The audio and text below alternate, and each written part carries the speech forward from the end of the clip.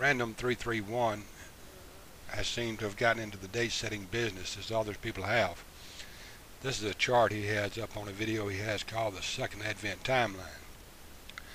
The ultimate thing wrong with date setting like he's done in all these charts is that it goes against what the Bible teaches.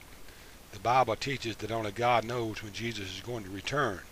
But yet here all these people, it seem like, wanting to bring Jesus back whether he's ready or not by using all these so-called charts that they use. Another thing ultimately wrong with charts, and his just like anyone else's, is that when it falls apart in one place, it falls apart in all places. Here he has this chart up where he says Jesus is going to return at certain dates, and I'll be giving you screenshots of those things in a minute. Apparently he's showing where Jesus, he thinks, was resurrected in 33 AD and was born in 31 AD.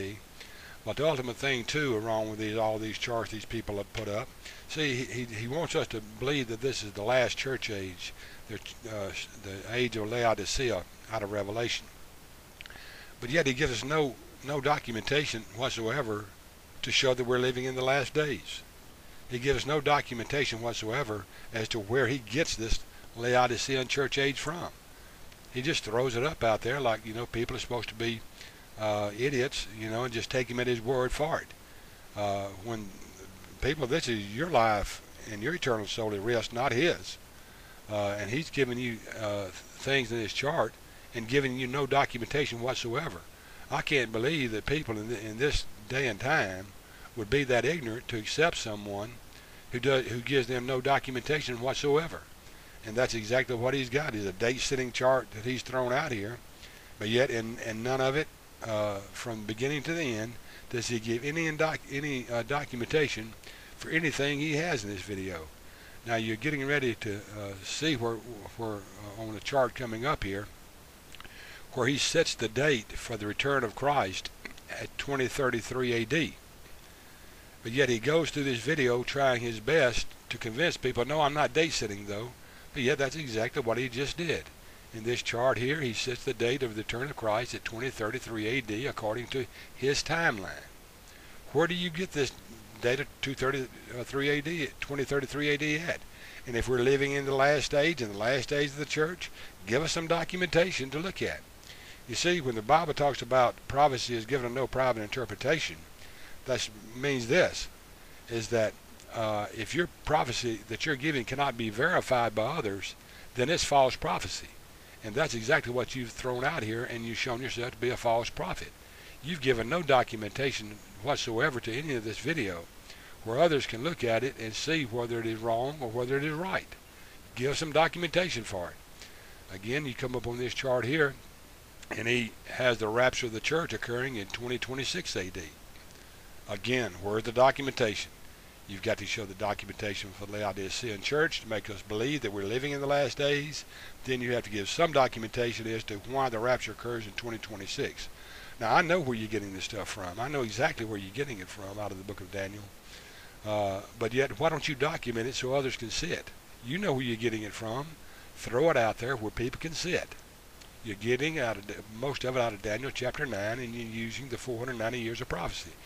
Break this down for us, Random331. Show us the mistakes you make in it so people can see it as well about all these dates you're getting. And again, look at this chart here. He's got the death of Christ at 33 AD and the birth of Christ at 31 AD. Now that doesn't throw his charts off regardless of those dates there, but yet he gives no documentation that Jesus actually ascended in 33 AD or that he was born in 1 AD.